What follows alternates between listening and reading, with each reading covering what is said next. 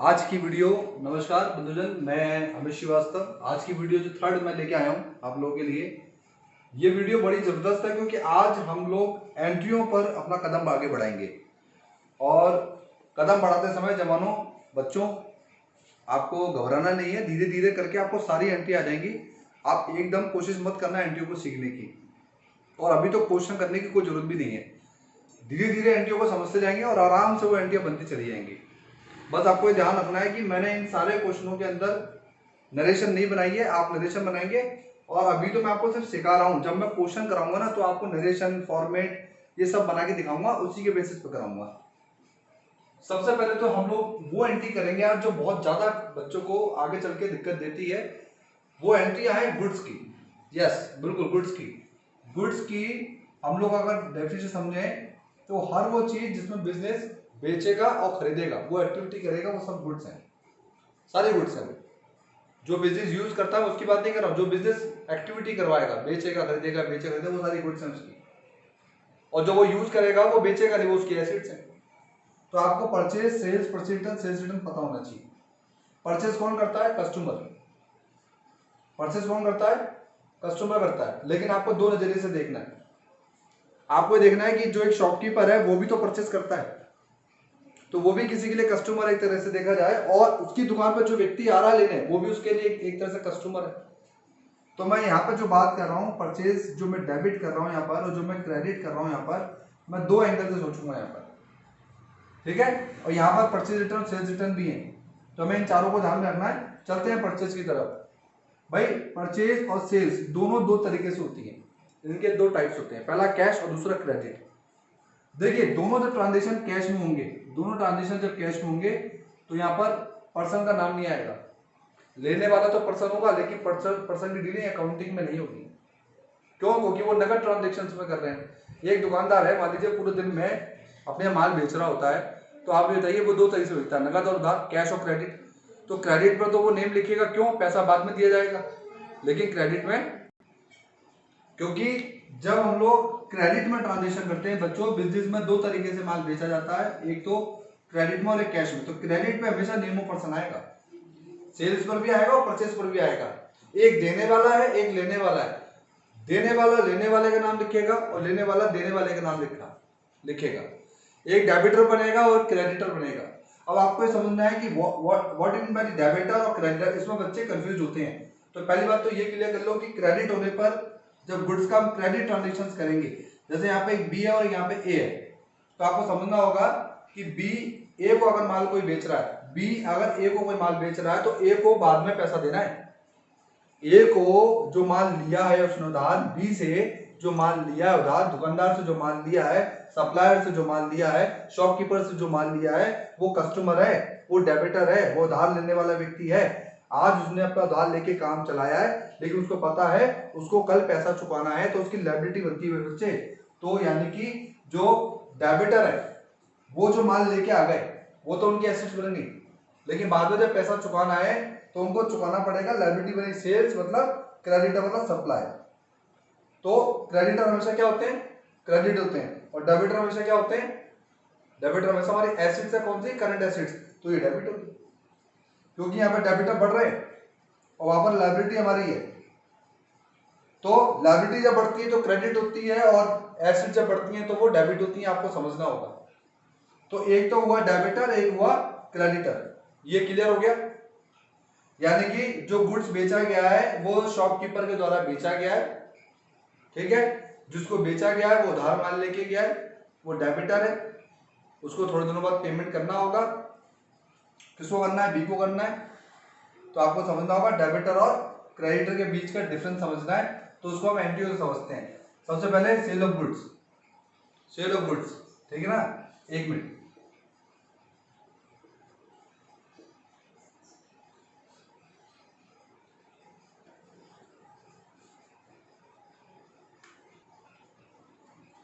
अब हम लोग उसको थोड़ा सा एंट्रीज में समझते हैं और देखते हैं इन एंट्रियों को कैसे हम लोग एडजस्ट करेंगे। तो मैंने बताया था आपको कि यहाँ पे कस्टमर जो वो परचेजर है, और यहाँ पे जो शॉपकीपर है वो सेलर है। सेलर का मतलब समझ में आ गया होगा, क्रेडिटर। सेल्स में से क्या होगी? क्रेडिट। तो क्रेडिटर भी क्या होंगे? क्रेडिट ही होंगे। यहाँ पर डेबिट हमारी एसेट्स है, एसेट्स को क्या कर देंगे हम? डेबिट। तो हमारी परचेज भी क्या हो जाएगी, डेबिट हो जाएगी। तो देखते हैं एंट्री में, देखिए यहाँ पे मैंने जो सेल्स किया है गुड्स, सेल मैंने गुड्स किया है, तो सेल गुड्स और एसिड्स दो होती हैं, या तो आप एसिड्स को बेचेंगे या एसिड्स को बेचेंगे या फिर आप गुड्स को बेचेंगे। और ऐसे ही या तो आप गुड्स परचेज करोगे या फिर आप एसिड्स परचेज करोगे, दोनों में से एक चीज। तो देखिए यहाँ पर सेल करा मैंने गुड्स और एसिड्स, मान लीजिए कैश में, तो एंट्री क्या बनेगी, गुड्स सोल्ड फॉर कैश या गुड्स सोल्ड फॉर एसिड्स। तो एंट्री बनेगी cash account debit to sale या फिर assets account debit to sale. अब ये एंट्री आप समझें, मैंने गुड्स बेचा और बेचने पे मेरे पास क्या आ रहा है, कैश। मान लीजिए मैंने मार्कर मैंने किसी को बेचा, मैंने जिसको बेचा उसने मुझे पैसा दिया, नगद कैश दिया। तो मैं जिसको बेच रहा हूँ वो कौन, मेरा कस्टमर, ध्यान समझना, वो मेरा कौन है, कस्टमर, और मुझे क्या दे रहा है वो, कैश। तो यहाँ पर दो पर्सन है, एक देने वाला और एक लेने वाला। तो मैं कौन हुआ, शॉपकीपर, और वो कौन है, कस्टमर। कस्टमर किसको दे रहा है पैसा, मुझे। तो मुझे बताइए मेरा कैश बढ़ रहा है घट रहा है, मेरी एसेट्स इंक्रीज हो रही है डिक्रीज, इंक्रीज। तो एसेट्स इंक्रीज होने पे क्या होगी, डेबिट, तो कैश अकाउंट डेबिट। मैंने क्या बेचा, गुड्स, गुड्स का मतलब सेल करा मैंने, तो मेरा गुड्स कम हो रहा है, बढ़ रहा है, कम हो रहा है, तो कम होने पे क्या कर देंगे, सेल्स को क्रेडिट। क्लियर हो गया, सेल्स का नेचर है, गुड्स जा रहा है तो क्रेडिट, तो cash account debit to sale. Next, अगर यही गुड्स और यही एसेट्स, मान लीजिए मैंने उधार बेची होती, जैसे गुड्स सोल्ड टू राम, अब मान लीजिए राम को मैंने कोई सोफा बेचा या राम को मैंने कोई पेन बेचा, दोनों में क्लियर हो गया, पेन मेरी गुड्स है और सोफा मेरी एसेट्स है। तो goods sold to Ram, Ram का मतलब क्या हो गया, ये कस्टमर क्या है, ये वो व्यक्ति है जो उधार ले रहा है और मैं उधार माल बेच रहा हूं, तो बेचने वाला भी आ गया और लेने वाला भी आ गया, दोनों हो गए। तो यहां पे बन जाएगा Ram account debit to sales, क्योंकि राम ने अभी पैसा नहीं दिया है, राम पैसा कब देगा हमें, राम पैसा देगा बाद में, तो बाद में देगा तो लायबिलिटी तो बन गई ना उसकी, बाद में देने की, जब देगा तब देगा। अभी हमारे पास कैश नहीं आ रहा है, हमारे पास डेबिटर्स बढ़ रहे हैं, तो ये राम कौन है, हमारा डेबिटर्स है। तो डेबिटर्स बढ़ने पे क्या होंगे, डेबिट होंगे बेटा, कैश बढ़ने पे डेबिट था, या डेबिटर बढ़ेंगे, हमारी एसेट बढ़ेंगी, तो डेबिटर हमारी एसेट्स है, तो debtor account debit to sale. ठीक है, सेल्स तो दोनों कंडीशन पे कम हो रही है। और अगर एसेट्स होती, मान लीजिए यही एसेट्स हमने उधार बेची होती, तो भी हम राम का नाम लिखते, Ram account debit to sales. तो यहाँ पे हम गुड्स की एंट्री कर रहे हैं, इसलिए हम एसेट्स को यहाँ पे नहीं लेंगे। ठीक है, ये ध्यान रखना आप लोग। Goods purchase for cash assets, मैंने ये लिख दिया, सेल्स की एंट्री में आ गई होगी आप लोगों को, उधार आने पर ना, गुड्स परचेज फॉर कैश या एसेट्स। तो गुड्स की बात कर लेते हैं, तो purchase account debit to cash. देखिए नगद बेचने पर पैसा आता है और खरीदने पर जाता है। अब यहाँ पर कस्टमर अगर नगद खरीद रहा है तो हम नगद बेच रहे हैं, तो उसके पास से जा रहा है, हमारे पास आ रहा है, तो जाने पर क्या हो जाएगा, कैश कम हो जाएगा, तो कैश हो जाएगा क्रेडिट, और गुड्स किसके पास आ रहा है, कस्टमर के पास, तो purchase account debit to cash. Purchase का नेचर क्या है, डेबिट है। अगर हम कस्टमर को भी हटा दें और हम खुद बिजनेस के हिसाब से अगर डीलिंग करें तो हम भी किसी के लिए कस्टमर है, तो purchase account debit to cash. अब यही माल अगर मैं उधार बेचता तो गुड्स परचेज फ्रॉम सीता, तो यहाँ पर सीता कौन है, ये क्रेडिटर है, तो एंट्री क्या बनेगी, परचेज अकाउंट डेबिट, कैश की जगह सीता, सीता का मतलब हो गया उधार, यहाँ पर क्रेडिटर बन चुकी है, लायबिलिटी है। ठीक है, लायबिलिटी बढ़ने पे क्या होती है, क्रेडिट, और गुड्स बढ़ने पे क्या होता है, डेबिट। गुड्स बढ़ रहा है इसलिए डेबिट, गुड्स को बोलते हैं परचेज, गुड्स को बोलते हैं सेल। ये एंट्री बिल्कुल आई होप समझ में आ रही होंगी। नेक्स्ट चलते हैं हम लोग, इसी की दोनों की एंट्री होती है रिटर्न्स की। देखिए यहाँ पर हो रही है रिटर्न्स, एक तो सेल्स रिटर्न, एक हो रही है purchase return. Sales return purchase return का नेचर क्या होता है, देखिए सेल्स रिटर्न का नेचर तो हो जाएगा डेबिट और परचेज रिटर्न का नेचर क्या हो जाएगा, क्रेडिट। देखिए क्यों, अब ये अपोजिट करना है, अब जो डेबिट है, डेबिटर को बनाना है क्रेडिटर और क्रेडिटर को बनाना है डेबिटर। क्यों, क्योंकि माल में कोई कमी आ गई, कोई खराबी आ गई, प्राइस ज्यादा लग गया, मैक्सिमम प्राइस, डिफेक्टिव गुड्स हो गया, या एक्सपायर डेट का माल हो गया, अकॉर्डिंग टू पैकिंग नहीं निकला, या जो आपने बोला उसके सुटेबल माल नहीं आया, बहुत सारे रीजन है माल लौटाने की। कोई माल अगर किसी रीजन से लौटा है तो उस कंडीशन पे दोबारा माल दुकानदार के पास लौट के आएगा। मान लीजिए दुकानदार ने 2 मार्कर बेचे और एक मार्कर की इंक खराब निकल गई, तो कस्टमर उस चीज को दोबारा लौटाएगा, तो जो एक ले गया वो तो सेल हो गई, और जो लौटाया वो क्या हो गई, सेल्स रिटर्न। समझ आ रहा है, एक तो हो गई सेल्स, एक हो गई सेल्स रिटर्न। तो जो सेल्स रिटर्न है उसकी एंट्री दोबारा करनी होगी। तो देखिए हमने राम को माल बेचा था, राम हमारा डेबिटर था, अब राम हमारा क्या बन चुका है, क्रेडिट हो गया। तो यहाँ पे डेबिट, यहाँ पे क्रेडिट मिलता था, एक बार डेबिट होगा एक बार क्रेडिट, तो एक बार डेबिटर बना एक बार क्रेडिटर बन गया, लेने वाला और देने वाला। तो बनेगी sales return account debit to Ram. Sales return क्यों बोला, क्योंकि गुड्स दोबारा लौट के आ गया, जब भी गुड्स बढ़ेगा क्या होगा, डेबिट, तो गुड्स बढ़ रहा है यहाँ पर, डेबिट होगा, sales return account debit to Ram. Next purchase return की एंट्री करें तो परचेज रिटर्न हमने सीता को, goods purchase from Sita, Sita ने माल खरीदा था तो purchase account debit to Sita, यहाँ सीता माल लौटा रही है तो Sita account debit to purchase return, ठीक है ना, सीता के पास से माल कम हो गया, कम होने पर क्रेडिट, और कौन लौटा रही है, सीता, सीता अकाउंट डेबिट। तो ये हो गई इसकी रिटर्न्स की एंट्री, ये हो गई इनकी कैश और क्रेडिट की एंट्री, ये हो गई इसकी कैश और क्रेडिट की। तो सेल्स की भी 2 एंट्री बन गई, परचेज की भी 2 बन गई, और यहाँ पर रिटर्न्स की हो गई। इनकी कंपाउंड एंट्री मैं बाद में करवाऊंगा, अब इनकी सेटलमेंट की एंट्री करवाता हूं।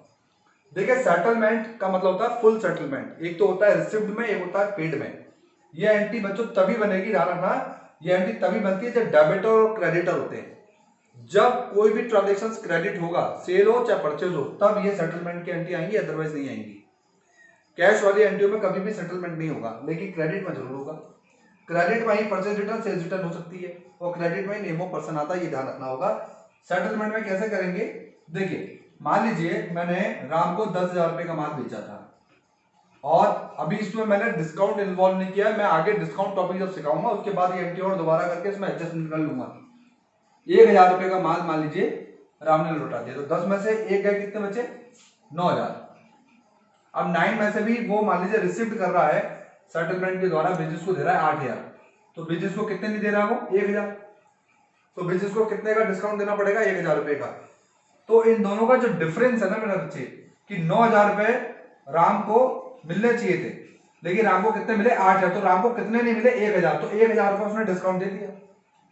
तो ये यहां पर आ जाएगा आपका 9,000, यह आ गया 1,000, और टोटल कितने हो गए, 10,000, ठीक है, सॉरी यहाँ पर 8,000 आएगा, यहाँ पर 8,000 आएगा, यहाँ पर 1,000 आएगा, और यहाँ पर आएगा 9,000।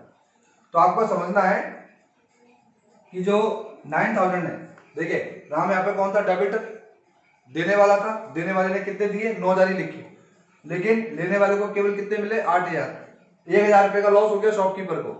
शॉपकीपर ये लॉस खाकर के भी अपना अमाउंट रिसीव कर रहा है, क्यों, क्योंकि उसको पता है उधार वाले व्यक्ति का कोई भरोसा नहीं, मान लीजिए पैसा भी लेके भाग जाए, वो नहीं दे, तो जो नहीं से बढ़िया जो कुछ आ जाए वो बढ़िया, तो कितना आ गया, 8,000। तो सेटलमेंट पे हमेशा ध्यान रखना, एक को लॉस होगा और एक को प्रॉफिट होगा, तो लॉसेस डिस्काउंट अलाउ के नाम से आएंगे, डिस्काउंट पेड के नाम से आएंगे, ठीक है, और ये डिस्काउंट रिसीव बन जाएगा यहाँ पर। अब सीता की बात करते हैं, सीता का नाम यहाँ पे क्या हो रहा है, क्रेडिट, तो सेटलमेंट पे रिटर्न हो गया, रिटर्न के बाद अगर यही एंट्री में सेम कर दूं तो यहाँ पे कितना आ जाएगा, 9,000, यहाँ पे कितना आ जाएगा, 8,000, तो यहाँ पे कितना आ जाएगा, 1,000। देखिए मैंने बोला था अभी आपको, यहाँ पे कैश इंक्रीज हो रहा है तो डेबिट, यहाँ पे कैश डिक्रीज हो रहा है क्रेडिट, यहाँ पे एक लॉस है, यहाँ पे एक इनकम है, इनकम हमेशा बढ़ती है तो क्रेडिट होती है, लॉस हमेशा बढ़ते हैं तो डेबिट होते हैं।